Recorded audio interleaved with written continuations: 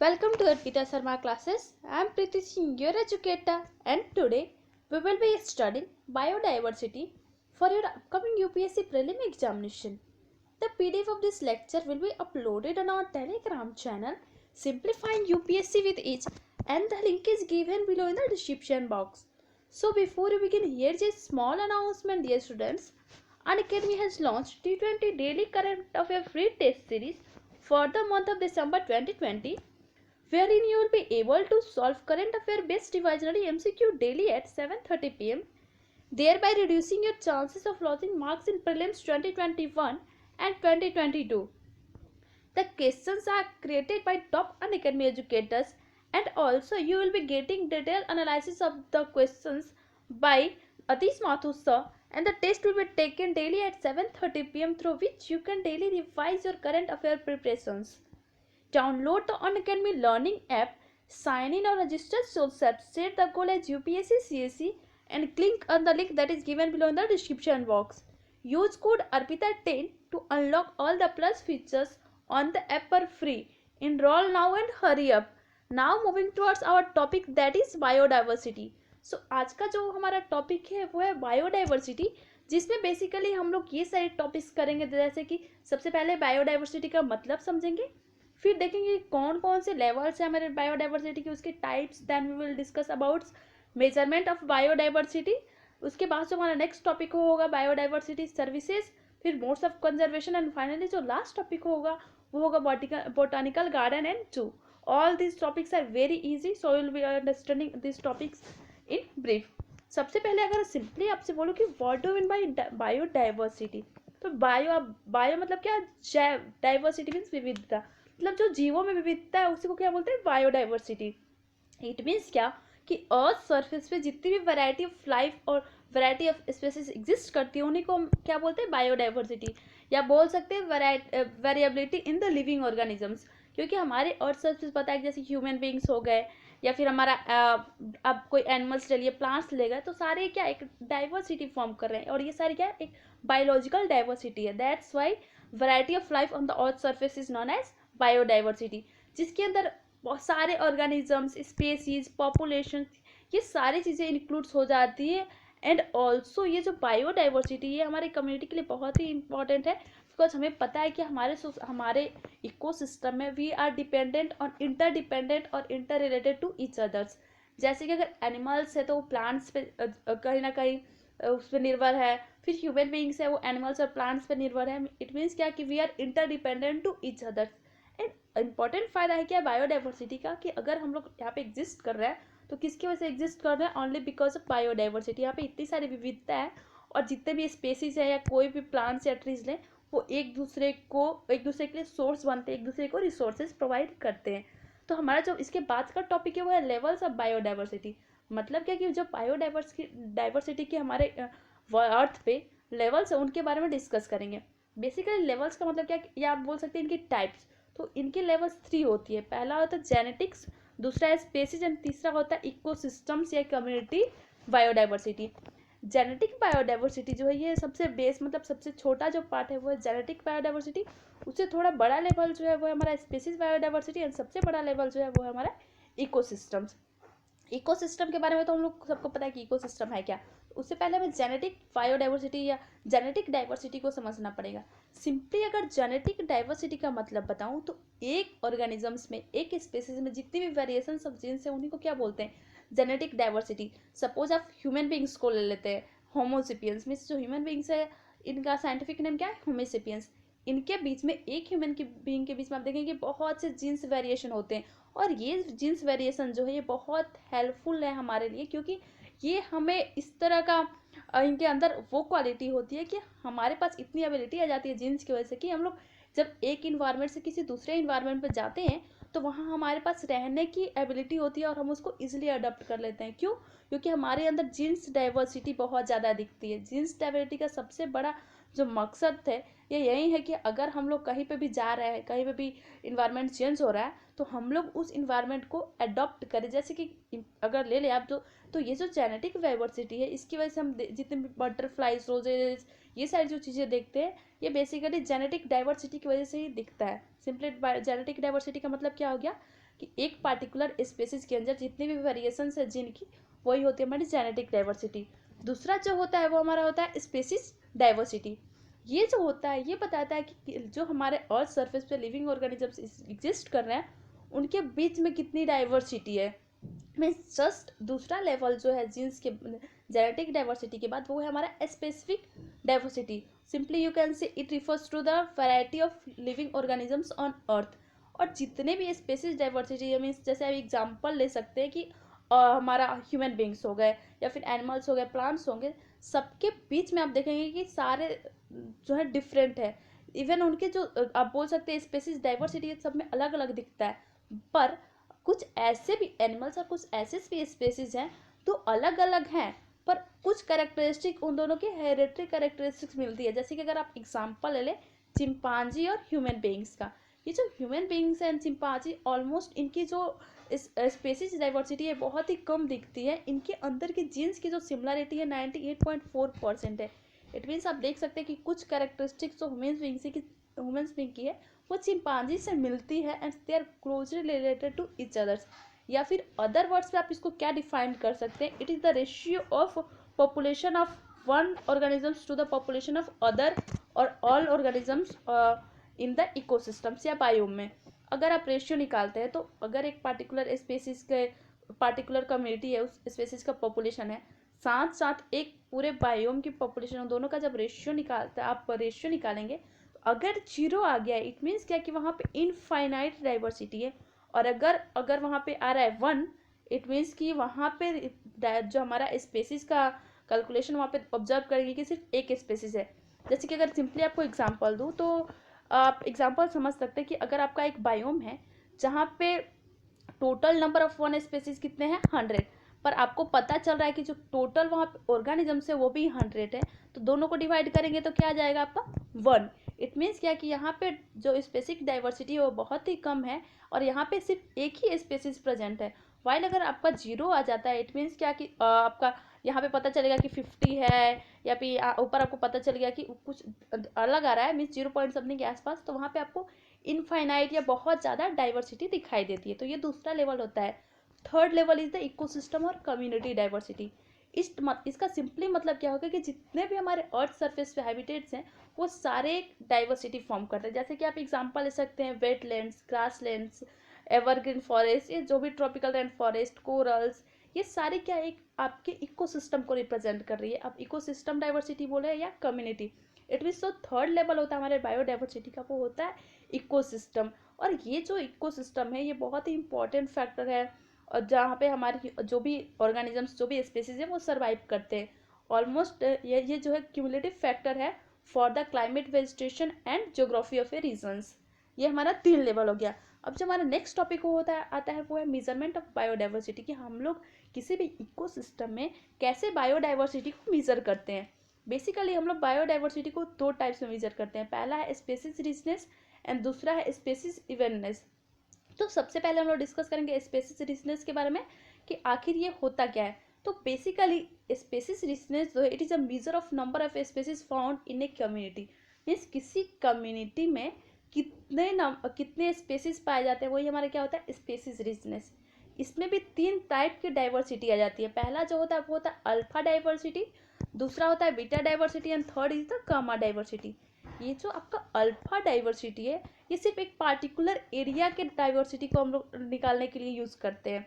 जैसे कि इसका नंबर ले ले कि एक पार्टिकुलर कोई इकोसिस्टम है, एक पार्टिकुलर कोई, जैसे आपका ले सकते वेटलैंड्स ले सकते हैं, तो वहाँ पे अगर आप डाइवर्सिटी निकाल रहे हैं तो it will comes under alpha diversity. दूसरा जो होता है वो होता है बायो बेटा डाइवर्सिटी, जिसमें हम लोग इकोसिस्टम के बीच में डाइवर्सिटी को कंपेयर करते हैं। इट मीन्स क्या कि अगर मान लीजिए एक इकोसिस्टम है दूसरा इकोसिस्टम है, तो वहाँ पे उसका सिंपली इसको निकालने का मतलब क्या है कि दो इकोसिस्टम है, उन दोनों में कितनी स्पेसीज की चेंजिंग हो रही है, एक स्पेसीज दूसरे इकोसिस्टम में चला जा रहा है, तो उस हेल्प से हम लोग बीटा डाइवर्सिटी को निकालते हैं। And third is the gamma diversity. ये जो गामा डाइवर्सिटी है ये हम लोग पूरे इकोसिस्टम्स के ओवरऑल डाइवर्सिटी को निकालते हैं। जितने भी डिफरेंट इकोसिस्टम्स है सबके डाइवर्सिटी को निकालते हैं एक पार्टिकुलर रीजन्स पे, that is known as gamma diversity. तो ये हमारा स्पेसिस रीजनेस है जिसमें क्या होता है कि हम लोग नंबर ऑफ स्पेसिस को निकालते हैं किसी पार्टिकुलर रीजन्स पे। वहीं जो आपका स्पेसिस इवेंटनेस है, इसमें हम लोग क्या करते हैं कि दो किसी गिवन साइट्स पे प्रोपोर्शन निकालते हैं स्पेसिस का। जैसे कि आप ले सकते हैं इकोसिस्टम है, वहाँ पे दो टाइप्स के स्पेसिस हैं और उन दोनों का रेशियो निकालेंगे तो वो क्या हो जाएगा हमारा स्पेसिस इवेंटनेस। जैसे कि एग्जांपल ले सकते हैं, अगर जहाँ पे आपका लो इवेंटनेस आ रहा है, इट मीन्स क्या कि वहाँ पे बहुत कम ही स्पेसिस डोमिनेट्स है, वहाँ पे डाइवर्सिटी जो है बहुत ही कम है। तो दो तरह से हम लोग इस जो हमारा बायोडाइवर्सिटी है उसको मेजर्स कर सकते हैं। एक जो टॉपिक है जिसको मैं डिस्कस नहीं करूँगी because we have already completed this in ecosystem. Starting में जब हम लोग फंक्शन ऑफ इकोसिस्टम देखे थे तो उसमें हम लोग कवर कर चुके हैं, that is food chain and food web. और ये जो हमारा टॉपिक है that is biodiversity and food web. तो हम लोग देखे थे कि कैसे हाउ फूड चेन और food web play important role in ecosystems, कैसे सारे ऑर्गेनिजम्स एक दूसरे से इंटरडिपेंडेंट है। और हम लोग ये सारे फैक्ट्स किसमें देख चुके थे, food web and food chains में, कि अगर एक फूड चेन में एक कोई एनिमल और कोई स्पेसिस मर जाता है तो उसके साथ साथ पूरी इकोसिस्टम इम्बैलेंस हो जाती है। तो हमें सारे एनिमल्स को प्रिजर्व करना चाहिए। नेक्स्ट जो हमारा टॉपिक है वो है सर्विसेज प्रोवाइडेड बाय बायोडाइवर्सिटी और बायोडाइवर्सिटी सर्विसेज। तो बायोडाइवर्सिटी में बहुत सी सर्विसेज हो सकती है। इट माइट पॉसिबल कि इकोसिस्टम सर्विसेज हो सकता है जो हम लोग इकोसिस्टम को बचाने के लिए कर सकते हैं। दूसरा जो हो सकता है वो हो सकता है बायोलॉजिकल सर्विसेज। तीसरा हो सकता है सोशल सर्विसेज। सोशल सर्विसेज तो है बेसिकली ये क्या, जैसे रिसर्च, एजुकेशन, ये जो सारी चीज़ें आती है सोशल सर्विसेज आती है। तो सबसे पहले हम लोग देखेंगे कि आखिर इकोसिस्टम सर्विसेज कौन कौन सी है। तो इकोसिस्टम सर्विसेज में आपका आ जाता है प्रोटेक्शन ऑफ वाटर रिसोर्सेज, कि अगर इकोसिस्टम में तो वहाँ पे हमें वाटर जो है उसको कंजर्व करना चाहिए ताकि यहाँ पे जो भी बायोडाइवर्सिटी है वो बनी रहे और कोई प्रॉब्लम्स ना हो। दूसरा जो है सॉइल फॉर्मेशन एंड प्रोटेक्शन, वैसे ही हमारा न्यूट्रिएंट स्टोरेज एंड रिसाइकलिंग, ये सारी जो है हमारे इकोसिस्टम सर्विसेज है, मतलब इकोसिस्टम को प्रिजर्व करने के लिए करते हैं। दूसरा जो हमारा आता है वो होता है बायोलॉजिकल सर्विसेज। मीन्स जो भी स्पेसीज हैं उनको बार बार मीन्स बोल सकते हैं कि उनके क्वालिटी को बढ़ाना, उनको जिंदा रखना, ये सारी जो फीचर्स है इस सब को प्रिजर्व करने के लिए हम लोग को बायोलॉजिकल सर्विसेज, जैसे कि ऑर्गेनिजम्स को फूड प्रोवाइड करना, मेडिसिनल सर्विसेज प्रोवाइड करना, would products, ornamental plants, breeding stocks, ये सारी जो चीज़ें ये हमारी क्या आती है, बायोलॉजिकल सर्विसेज आती है। तीसरा जो होता है वो होता है सोशल सर्विसेज। इसका मकसद क्या है कि जैसे कि इसमें आ जाता है आपको कौन कौन से सर्विसेज आ जाएंगे, research, education, monitoring, recreation and tourism, cultural values, इन सबको प्रिजर्व करना और साथ साथ इन सब लोगों को अवेयर कराना, ये सारी चीज़ में किस में आ जाएंगे, हमारे सोशल सर्विसेज में।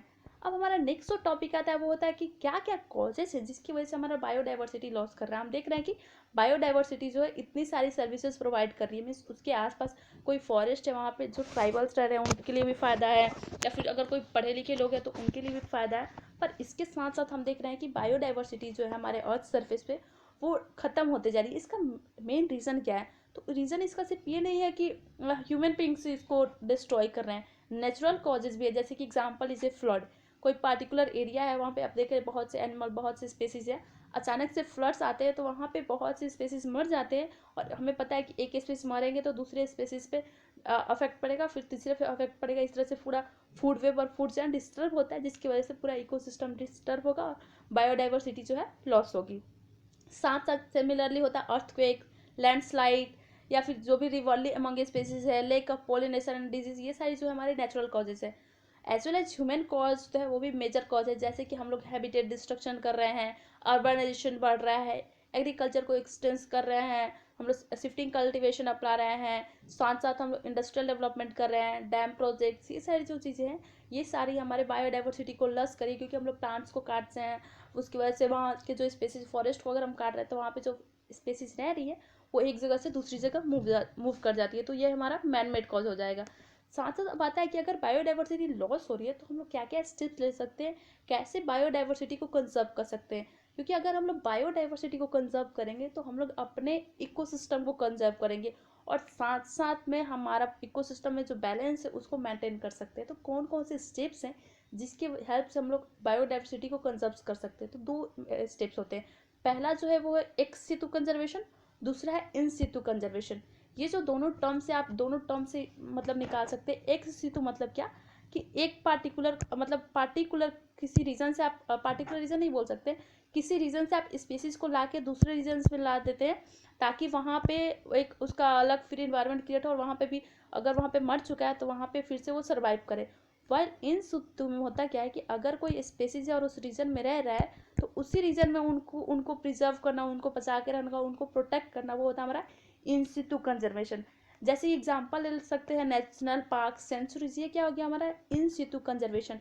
वहाँ पे जो स्पेसीज होते हैं, नेशनल पार्क कहाँ फॉर्म होता है कि अगर देख रहे हैं पार्टिकुलर कोई एरिया है जहाँ पे आपको बहुत से स्पेसीज दिख रही है, तो आप क्या चाहते हैं कि यहाँ की स्पेसीज जो है उनको कोई मार ना दे, उनको कोई कुछ कर ना दे, तो इसलिए आप national park, sanctuaries, biosphere reserves, ये सारी चीज़ें बनाते हैं। वाइल जो आपका एक्स सितु कंजर्वेशन होता है, यहाँ पे आप क्या करते हैं, किसी एक पार्टिकुलर स्पेस से, एक पार्टिकुलर प्लेस से दूसरे पार्टिकुलर प्लेस में जो भी स्पेसीज है, जो भी प्लांट्स है, उनको ला के रख देते हैं कि वहाँ पे भी फिर से वो ग्रो हो और वहाँ पे भी उनकी डाइवर्सिटी इंक्रीज हो। जैसे कि zoological parks and botanical gardens, इनके बारे में डिस्कस करेंगे कि आखिर ये होते क्या है। तो इस तरह से हम लोग बायोडाइवर्सिटी जो है उसको कंजर्व कर सकते हैं। तो सबसे पहले देखेंगे कौन कौन से कॉन्स्टेंट है जिसकी वजह से हम लोग बायोडाइवर्सिटी को कंजर्व नहीं कर पा रहे हैं। सबसे पहला हमारा क्या है कि हम लोग लो प्रायोरिटी दे रहे हैं जो भी कंजर्वेशन है नेचुरल रिसोर्सेज की, उसकी साथ साथ हम लोग नेचुरल रिसोर्सेज को एक्सप्लॉइटेट कर रहे हैं, हमारे पास उसको बहुत ज़्यादा एक्सप्लॉइटेशन हो रहा है। हम लोग हमेशा फ़ायदे के बारे में सोचते हैं और लोग जो है अनअवेयर है इसके बारे में कि बायोडाइवर्सिटी क्यों कम हो रही है।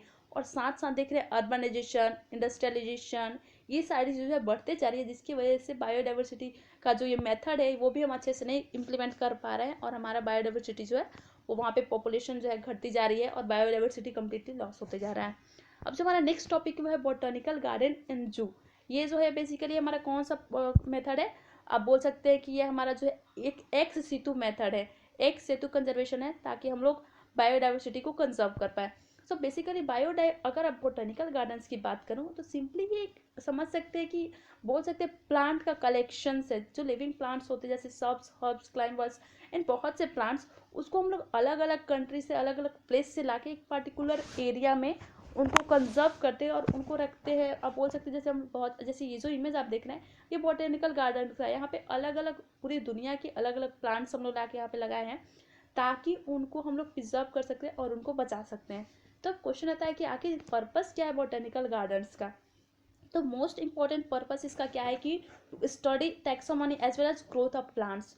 दूसरा क्या है, ताकि प्लांट्स जो एक्जोटिक प्लांट्स हैं उनके बारे में हम लोग जाने कि क्या होता है क्या नहीं। साथ साथ अलग अलग जो प्रोसेस है जर्म प्लाज्मा का, ये सब जो एक्टिविटीज़ है इन सब के बारे में स्टडी करने के लिए हम लोग बोटानिकल गार्डन्स लगाते हैं।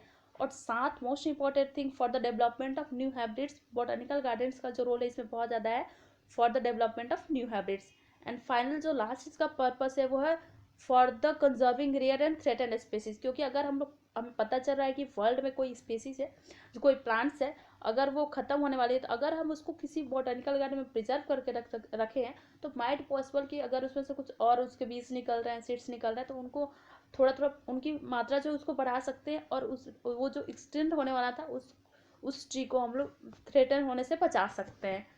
लास्ट जो हमारा टॉपिक है वो है जू, कि जू है क्या। बेसिकली सबको पता है कि जू है क्या। जू ऐसा एक प्लेस है जहाँ पे हम लोग एनिमल्स को रखते हैं, क्यों, ताकि लोग वहाँ पे आके उनको देखें।